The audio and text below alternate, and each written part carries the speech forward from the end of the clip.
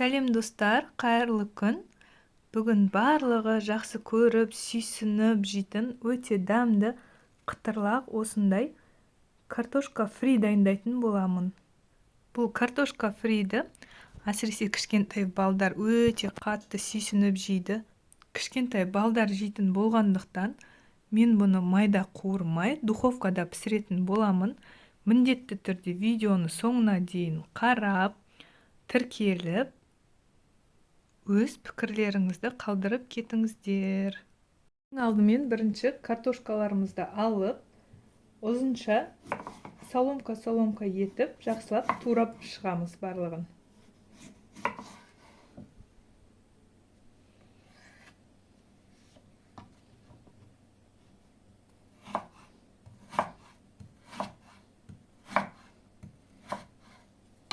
Жақсылап мінекей осындай етіп барлығын жақсылап турап аламыз.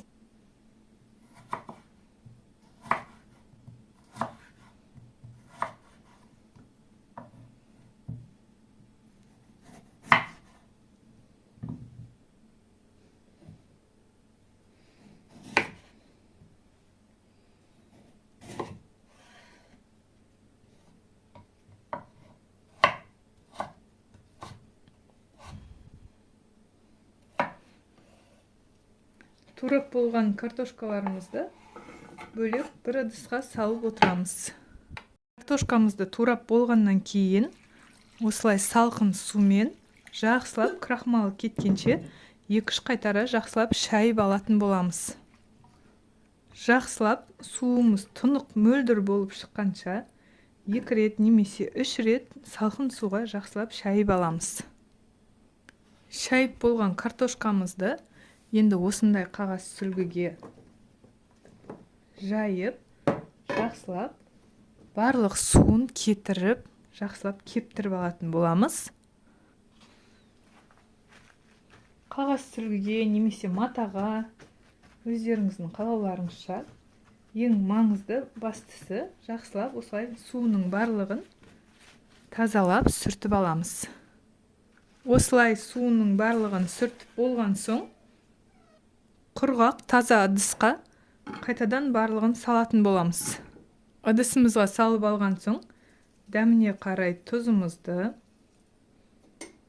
және сұйық майымызды құямыз. Және де қытырлақ болуы үшін кішкене жарты ас қасық ұн араластырып жіберетін боламыз. Барлығын жақсылап осылай қолмен жақсылап араластырып аламыз. Араластырып болған соң осыны алдын ала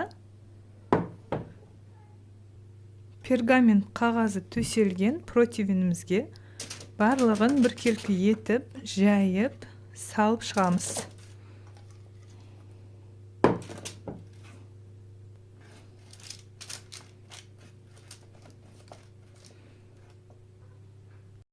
Осыны 180 градуста қызып тұрған пешімізге салып, жақсылап қызарғанша пісіреміз.